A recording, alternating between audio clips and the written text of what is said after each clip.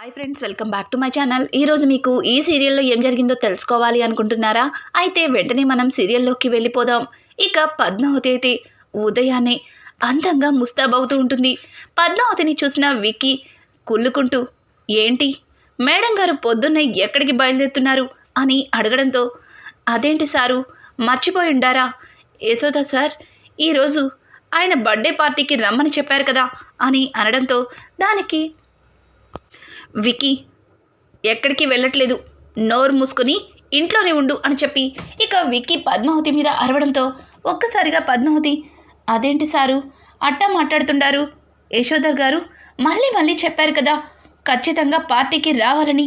ఇప్పుడు మనం వెళ్ళకపోతే ఆయన బాధపడతారేమో అని అంటుంటే, ఏం అవసరం లేదు, పార్టీ లేదు, ఏమీ లేదు, నోరు మూసుకొని ఇంట్లోనే ఉండు అని చెప్పి ఇక విక్కీ చాలా కోపంగా బయటికి వెళ్ళిపోతాడు.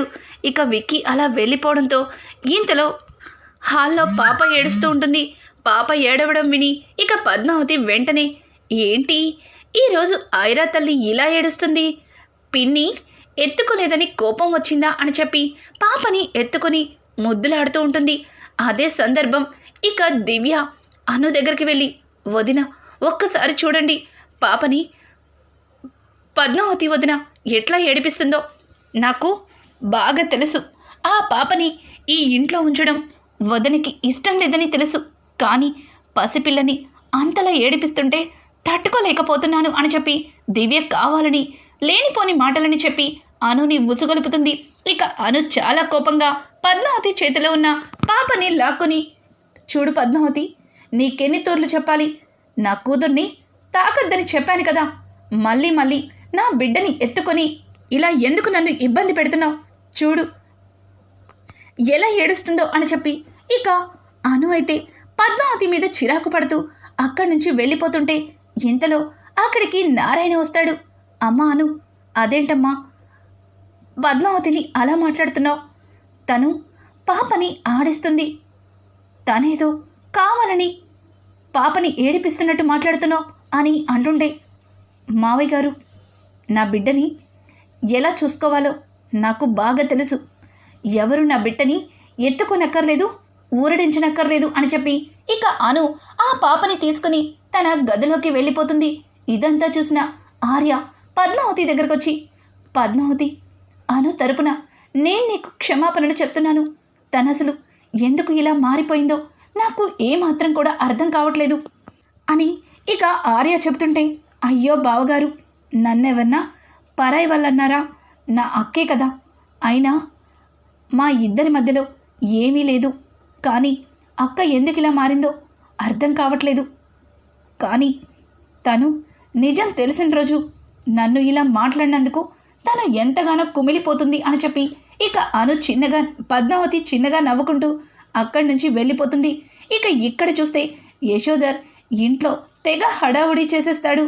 అలాగే సుగుణ యశోధర్ని చూసి, యశోధర్ ఏంట్రా ఇంత హడావుడి చేస్తున్నావు అని అంటుండే, సుగుణ నీకన్నీ తెలిసి కావాలని ఇలా మాట్లాడుతున్నావు కదా అని ఇక సుగుణతో అంటుంటే, సుగుణ నవ్వుతూ, నాకు తెలుసులేరా, ఈరోజు నువ్వు ప్రేమించిన అమ్మాయి మన ఇంటికి పార్టీకి వస్తుంది, అంతే కదా.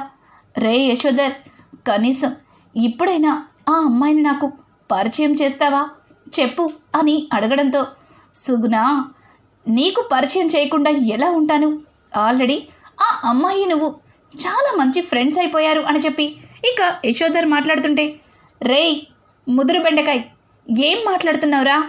ఆ అమ్మాయి నేను ఫ్రెండ్స్ అవ్వడమేంటి, నాకెందుకో అని అంటుంటే, చూడు సుగుణ, నీ అనుమానాలన్నింటినీ సాయంత్రం వరకు దాచిపెట్టుకో, సాయంత్రం పార్టీలో నీ అనుమానాలన్నీ క్లియర్ అయిపోతాయి, ఓకేనా అని చెప్పి ఇక యశోధర్ అయితే పార్టీ డెకరేషన్లో హడావుడిగా ఉంటాడు. ఇక ఇది ఇలా ఉండగా మురళి ఇంకా పాప గురించి ఆలోచిస్తూ ఇంటికైతే వెళ్తాడు.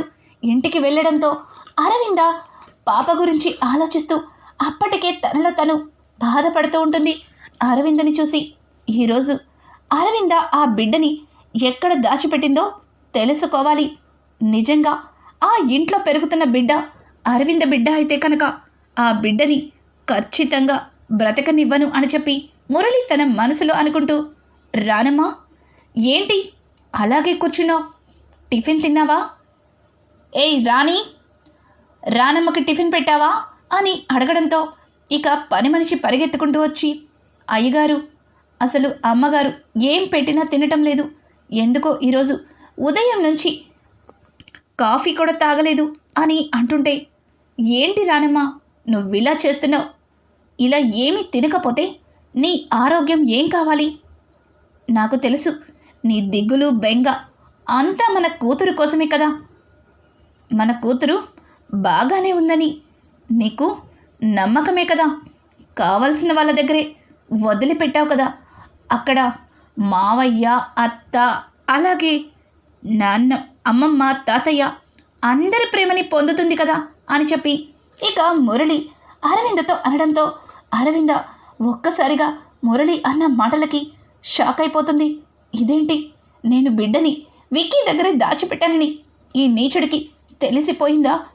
కావాలని ఇలా మాట్లాడుతున్నాడా అని చెప్పి అరవింద తన మనసులో భయపడుతూ, ఏం మాట్లాడుతున్నావు? నా బిడ్డ అక్కడెందుకుంటుంది? అసలు నా బిడ్డ అక్కడ ఉందని నీకెవరు చెప్పారు అని చెప్పి ఇక అరవింద తడబడుతూ మురళిని అంటుంది. మురళి, ఏంటి రానమ్మా అంతలాగా తడబడుతున్నావు? అంటే విక్కీ దగ్గరేగా మన కూతురుంది అని అంటుంటే, లేదు, నేను విక్కీ దగ్గర ఆ బిడ్డని ఉంచలేదు. నీ గురించి తెలిసిన తర్వాత నీకు కనిపించేలాగా పాపని ఎందుకు దాచిపెడతాను? పాప ఎక్కడ ఉన్నా సేఫ్టీగా ఉంటుంది. నా కూతురు నీకు ఎన్నటికీ అందలేని ఎత్తులో ఉంటుంది అని చెప్పి అరవింద ఇక మురళితో అంటుంటే, మురళి, ఓ అయితే విక్కీ దగ్గర పెరుగుతున్న బిడ్డ నీ బిడ్డ కాదనమాట. అయ్యో, అనవసరంగా ఆ బిడ్డ నీ బిడ్డే అనుకుని ఇప్పుడే దాన్ని చంపేసి పని పూర్తి చేసుకుని వచ్చాను అని చెప్పి మురళి చాలా క్యాజువల్గా మాట్లాడుతుంటే ఒక్కసారిగా అరవింద కూర్చున్న ప్లేస్లో నుంచి లేచి, ఏంటి ఏంటి విక్కీ దగ్గరున్న నా బిడ్డని చంపేశావా? నా అమ్మని నా నుంచి దూరం చేసావా? అసలు అసలు విక్కీ ఆ బిడ్డని నీకెలా ఇచ్చాడు అని చెప్పి ఇక వెంటనే అరవింద తన నోటితో తనే మురళి దగ్గర నిజాన్ని బయట పెడుతుంది. ఒక్కసారిగా మురళి నిజాన్ని విని, నాకు తెలుసు రానమ్మా, అంతా తెలుసు. నువ్వు నిజం ఎలా చెప్పవో నాకు నిజం నీతో ఎలా చెప్పించుకోవాలో బాగా తెలుసు. చూడు, మొత్తం నిజమంతా నువ్వే చెప్పేశావు. నేను ఏ పాపని చంపలేదు, కానీ ఇప్పుడు చెప్తున్నాను, విక్కీ దగ్గర పెరుగుతున్న ఆ పాపని చంపేస్తాను అని అంటుంటే, రే నీచుడా, నా బిడ్డని ఏమీ చెయ్యొద్దు, మా అమ్మని నువ్వేమీ చెయ్యలేవు, విక్కీ ఉండగా ఆ పాప నీడని కూడా తాకలేవు అని చెప్పి ఇక అరవింద అయితే మురళితో ఛాలెంజ్ చేస్తుంది. మురళి అరవింద మాటలకి ఇక నవ్వుతూ, పిచ్చిరానమ్మా, ఆ పాపని ఎలాగో చంపేస్తాను. నువ్వు ఆస్తి పత్రాల మీద సంతకాలు పెడితే కనీసం అదైనా బ్రతికిపోతుంది. చూడు, బిడ్డ కావాలా లేకపోతే ఈ ఆస్తి కావాలా అని చెప్పి ఇక మురళి అయితే ఆస్తి పేపర్లను తీసి అరవిందని సంతకాలు పెట్టమంటాడు. అరవింద, లేదు, నీ మాటలు అస్సలు నమ్మను, నేను ఏ ఆస్తి కాగితాల మీద సంతకాలు పెట్టను అని చెప్పి ఇక అరవింద ఆ పేపర్లని చింపేసి తను ముందుగానే మనసులో అనుకున్నట్టు మురళిని లోపలికి తోసేసి గబగబా తలుపు వేసి బయటకి పరుగులు తీస్తుంది. ఇంకా వెంటనే మురళి ఒక్క క్షణం తనకి ఏమీ అర్థం కాదు. రానమ్మా, ఆగు, వెళ్ళిపోయావో చంపేస్తాను. చూడు, నువ్వు నా నుంచి తప్పించుకోవాలని ప్రయత్నించినా బయట నా మనుషులు ఉన్నారు, వాళ్ళకి దొరికితే ఒక్క ఫోన్ కాల్తో నిన్ను చంపి పారించేస్తాను. ఆగు ఆగు రానమ్మా, నువ్వు ఒక్క అడుగు వేసిన ఊరుకోను అని చెప్పి ఇక మురళి ఎంత చెప్తున్నా సరే అరవింద అక్కడి నుంచి తప్పించుకుంటుంది. ఇక అరవింద అయితే అక్కడి నుంచి తప్పించుకొని విక్కీ దగ్గరికి వెళ్ళాలి అనుకుంటుంది. ఇక ఇక్కడ చూస్తే విక్కీకి ఇక యశోధర్ ఫోన్ చేస్తాడు. యశోధర్ విక్కీతో మాట్లాడుతూ, ఏంటి యశోధర్, ఏంటి విక్రమాదిత్య ఇంకా పార్టీకి రాలేదు? పార్టీకి త్వరగా రావాలని చెప్పాను కదా, ఇక్కడ అన్ని ఏర్పాట్లు నువ్వు పద్మావతిని చూసుకోవాలని చెప్పాను కదా, మరి ఇంతవరకు నువ్వు ఇక్కడికి రాలేదంటే ఏంటి అర్థం అని అడుగుతుంటే ఇక విక్కీ యశోదర్తో ఏమీ మాట్లాడలేక వస్తున్నాను సార్, ఇప్పుడే బయలుదేరుతాను అని చెప్పి ఇక విక్కీ లోపలికి వస్తాడు. లోపలికి వచ్చేసరికి పద్మావతి మొహం ముడుచుకొని మంచం మీద కూర్చుంటుంది. పద్మావతిని చూసిన విక్కీ, ఇందాక పార్టీకి వెళ్ళొద్దు అని చెప్పి గట్టిగా అరిచాను. ఇప్పుడు పద్మావతిని పార్టీకి ఎలా తీసుకెళ్ళాలి, ఏం చెప్పి తీసుకెళ్ళాలి? ఆ బాస్ గాడు ఈ పద్మావతిని తీసుకుని పార్టీకి రమ్మంటున్నాడు. ఇప్పుడు పద్మావతిని ఎలా ఒప్పించాలి అని చెప్పి ఇక విక్కీ తన మనసులో అనుకుంటూ అని గొంతు సవరించుకుంటాడు. పద్మావతి మూత తిప్పుకొని పక్కకి జరిగి కూర్చుంటుంది. ఇక పద్మావతి దగ్గరగా వెళ్ళి కూర్చుని, ఏంటి ఇంకా ఇలాగే ఉన్నావు, పార్టీకి వెళ్ళాలి కదా అని అంటుంటే, మీరు మర్చిపోయినట్టున్నారు, పార్టీకి వద్దన్నారు కదా, మరి ఇప్పుడేంటి పార్టీకి వెళ్ళాలంటున్నారు అని అడగడంతో, అప్పుడేదో చిరాకులో ఉండి అనేశాను. ఆ యశోదర్ ఫోన్ మీద ఫోన్ చేసి చావ కొడుతున్నాడు, నీకు కూడా చేసే ఉంటాడు, కానీ నీ ఫోన్ స్విచ్ ఆఫ్ వచ్చిందంట, అందుకే నిన్ను దగ్గరుండి మరి తీసుకురమ్మని మళ్ళీ చెప్పాడు. అక్కడ పార్టీ ఏర్పాట్లన్నీ మనమే చూసుకోవాలంట, త్వరగా కానివ్వు పద్మావతి అని అంటుంటే, లేదు నేను పార్టీకి రాను, మీరు వద్దన్నారు, వదిలేసండి ఇంకా అని అంటుంటే, అమ్మ తల్లి బుద్ధి లేక పార్టీ వద్దన్నాను, పార్టీకి రెడీ అవ్వు అని చెప్పి ఇక విక్కీ అయితే పద్మావతిని రెడీ అవ్వమని రిక్వెస్ట్ చేసి బయటికైతే వస్తాడు. ఇంతలో పాపని ఎత్తుకుని ఆర్య బయటికి రావడంతో ఇక వెంటనే ఆర్య చేతిలో ఉన్న పాపని ఇక విక్కీ ఎత్తుకుంటాడు. విక్కీ ఎత్తుకోవడంతో పాప విక్కీని చూసి గట్టిగా ఏడుస్తుంది. అలాగే విక్కీ వేలు పట్టుకుని విక్కీ చెయ్యి పట్టుకుని గట్టిగా ఏడుస్తుంది. ఒక్కసారిగా విక్కీకి ఏమీ అర్థం కాదు. అలాగే ఆర్య కూడా, అదేంట్రా విక్కీ, పాప ఎప్పుడు కూడా నీ దగ్గరికి రాగానే నవ్వుతూ ఉంటుంది, కానీ ఈరోజు ఐరా ఎందుకురా నిన్ను చూడగానే ఇంత గట్టిగా ఏడుస్తుంది అని చెప్పి ఇక ఆర్య పాపని తీసుకోబోతుంటే ఇక విక్కీ చెయ్యి గట్టిగా పట్టుకుని అస్సలు వదిలిపెట్టదు. ఐరా ఏమైంది నీకు ఈరోజు, ఎందుకు విక్కీ దగ్గరికి వెళ్ళగానే అంత గట్టిగా ఏడ్చో, విక్కీ చేతిని మళ్ళీ వదిలిపెట్టడం లేదు, అసలు ఏమైందమ్మా నీకు అని చెప్పి ఇక ఆర్య అలాగే విక్కీ ఇద్దరు కూడా పాపని అడుగుతూ ఉంటారు. ఇంకా ఇంతలో అను దానికి ఆకలేసినట్టుంది, నిద్రపోయే టైం అయింది కదా అని చెప్పి పాలు పట్టి అక్కడి నుంచి తీసుకుపోతుంది. ఇంకా ఇది ఇలా ఉండగా అరవింద అయితే విక్కీ దగ్గరికి రావడం కోసం పరుగులు తీస్తుంటుంది. ఇక విక్కీ పద్మావతి ఇద్దరు కూడా పార్టీకి చేరుకుంటారు. ఒక్కసారిగా పద్మావతి రావడంతోనే పద్మావతినే విక్కీ పార్టీకి మెయిన్ అట్రాక్షన్ అన్నట్టుగా పద్మావతికి అందరూ కూడా వెల్కమ్ చెప్తారు.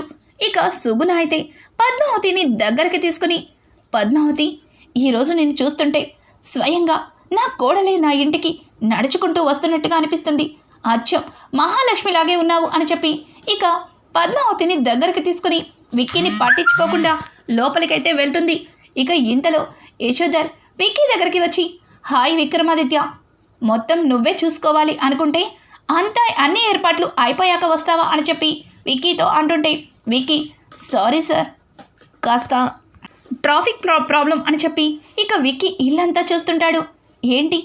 ఏంటి విక్రమాదిత్య అలా చూస్తున్నావు అని అడగడంతో, అది బాస్, మీరు ఇష్టపడిన అమ్మాయిని కూడా ఈ పార్టీకి పిలిచారా అని అడగడంతో, ఓ పిలిచాను, ఈరోజు తనకి అందరి ముందు నా మనసులో మాటని చెప్తున్నాను అని చెప్పడంతో ఇక Vicky, very good sir, very good, ఇన్నాళ్ళకి మీరు మంచి నిర్ణయం తీసుకున్నారు, కానీ ఇంతమంది ముందు మీ మనసులో మాటని చెప్తే తను యాక్సెప్ట్ చేస్తుందా అని అడగడంతో, ఖచ్చితంగా ఒప్పుకుంటుంది, తన మాటలు తన ప్రవర్తన అన్నీ కూడా తను కూడా నన్ను ఇష్టపడుతుందని అర్థమైంది అని చెప్పి ఇక యశోధర్ చెప్పడంతో, కంగ్రాట్స్ సార్, అయితే త్వరలోనే మీరు పెళ్లి చేసుకుంటున్నారనమాట, ఒక ఇంటి వాడవుతున్నారనమాట అని చెప్పి ఇక విక్కీ షేక్ హ్యాండ్ ఇస్తుంటాడు. ఇక్కడ చూస్తే ఇక సుగుణ అయితే పద్మావతితో, అమ్మ పద్మావతి, మావాడు ఎవరిని ఇష్టపడ్డాడో తెలుసుకున్నావా? తను నీలానే ఉంటుందా అని అడగడంతో దానికి పద్మావతి, అది మేడం, నాకు ఎవరో తెలీదు అని చెప్పి ఇక పద్మావతి ఇబ్బందిగా చెప్తుంది. ఇక అందరూ ఎదురు చూస్తున్నట్టుగానే కేక్ కటింగ్ రానే వస్తుంది. యశోధర్ కేక్ కట్ చేసే ముందు అందరికీ ఒక గుడ్ న్యూస్ చెప్తున్నాను అని చెప్పడంతో దానికి విక్కీ తనంతట తనే యశోధర్ని ఆపి స్టేజ్ పైకి వచ్చి, చూడండి, ఇన్ని రోజులు మన బాస్ బ్యాచులర్ అని అందరికీ తెలుసు, కానీ ఈరోజు మన బాస్ ఒక ఇంటివాడవుతున్నాడు, అంటే బాస్ పెళ్లి చేసుకోబోతున్నారు అని చెప్పడంతో ఆఫీస్ స్టాఫ్ అంతా గట్టిగా క్లాప్స్ కొడుతుంది.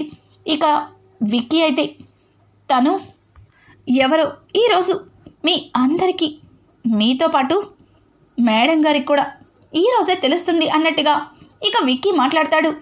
చెప్పండి బాస్, ఆ లక్కీ గర్ల్ ఎవరో చెప్పండి, త్వరగా తన పేరు బయట పెట్టండి అని చెప్పి ఇక విక్కీ యశోధర్ని గట్టిగా అడగడంతో యశోధర్, తను ఎన్ని రోజులు మనతోనే పనిచేస్తూ మనందరికీ దగ్గరగా ఉండి అందరి అభిమానాన్ని పొందిన మిస్ పద్మావతి, తనే ఈ యశోధర్కి త్వరలో మిస్సెస్ అవుతుంది అని చెప్పి ఇక యశోధర్ గట్టిగా గొంతెత్తి చెప్పేసరికి ఒక్కసారిగా ఇక పక్కన ఉన్న సుగుణ పద్మావతిని గట్టిగా హక్ చేసుకుంటుంది. పద్మావతికి నోటి నుంచి మాట రాదు, అలాగే తను ఏం మాట్లాడలేక అలాగే బొమ్మలాగా నించుండిపోతుంది. ఇక ఇక్కడ చూస్తే విక్కీకైతే విపరీతమైన కోపం వచ్చేస్తుంది. ఒక్క మాట కూడా మాట్లాడకుండా ఇక పార్టీ నుంచి బయటకైతే వెళ్ళిపోతాడు. అనుకోకుండా ఇక్కడ చూస్తే అరవిందని కొంతమంది రౌడీలు ఫాలో చేస్తూ ఉంటారు. ఆ రౌడీల నుంచి తప్పించుకోవడానికి ఇక అనుకోకుండా అరవింద ఆ పార్టీ జరుగుతున్న దగ్గరికి ఎంటర్ అవుతుంది. ఇక పార్టీలో ఆ మూల ఈ మూల రౌడీలకి కనిపించకుండా తప్పించుకుంటూ వచ్చి నించుంటూ ఉంటుంది. ఇదంతా కూడా ఇలా ఉండగా ఇక మురళి దివ్యకి ఫోన్ చేసి పాపని అక్కడి నుంచి నా దగ్గరికి చేర్చమని చెప్పడంతో దివ్య, బావా నువ్వు పొరపాటు పడుతున్నావు బావా, ఆ పాప అరవింద అక్క బిడ్డ అయ్యి ఉండకపోవచ్చు అని అంటుంటే, చూడు దివ్య, ముందు నీకు చెప్పిన పని చెయ్యి. ఆ పాప ఎవరి బిడ్డైనా నాకు అనవసరం, కానీ ఆ బిడ్డ మీ ఇంట్లో ఉంటే అది ఖచ్చితంగా అరవింద బిడ్డే అయి ఉండొచ్చు. అరవింద బిడ్డ కాకపోతే ఒక పాప ప్రాణం పోతుంది, అంతే కదా. దాన్ని నువ్వు చంపేస్తావా, నాకు ఇస్తావా అన్నట్టుగా ఇక మురళి గట్టిగా మాట్లాడతాడు. ఒక్కసారిగా దివ్య, సరే బావా, ఆ పాపని ఇప్పుడే తీసుకొస్తాను అని చెప్పి దివ్య కాల్ కట్ చేయడంతో అను వెనక నుంచి ఇక దివ్య మాటలు వింటుంది. దివ్య, ఇప్పుడు నువ్వు ఆ మురళితో మాట్లాడావు కదా, నువ్వు మురళి కలిసి నా పాపని చంపేయాలనుకుంటున్నారా? అసలు ఇంత పసిపాప నీకు ఏం అన్యాయం చేసింది అని చెప్పి ఇక అను దివ్యని అడుగుతుంటుంది. నీ మాటలు నమ్మి ప్రాణంగా ఉన్న నా చెల్లెల్ని దూరం పెట్టుకున్నాను, నీ మాటల్ని గుడ్డిగా నమ్మాను, తప్పు చేశాను, చాలా పెద్ద తప్పు చేశాను. ఇప్పుడు ఈ బిడ్డని ఏం చేద్దామని అని చెప్పి ఆ పాపని ఎత్తుకొని దగ్గరికి తీసుకుంటే ఇక వెంటనే దివ్య, ఇవ్వు, ఆ పాపని ఇలా ఇవ్వు అని చెప్పి అను దగ్గర నుంచి లాక్కోబోతుంది. అను పాపని తీసుకుని ఇక బయటికి పరుగులు తీస్తుంది. ఇక్కడ చూస్తే అరవింద రౌడీల నుంచి తప్పించుకొని ఫంక్షన్లో కలిసిపోతుంది. అలాగే యశోధర్ చెప్పిన మాటలకి విక్రమాదిత్య అసలు పద్మావతి విషయంలో ఎట్లాంటి నిర్ణయం తీసుకుంటాడు? రానున్న ఎపిసోడ్స్ మరింత ఇంట్రెస్టింగ్గా మారిపోతున్నాయి. ఈ వీడియో మీకు నచ్చినట్టయితే లైక్ చేసి సబ్స్క్రైబ్ చేసుకోవడం మాత్రం మర్చిపోకండి. Thanks for watching. Hi friends, welcome back to my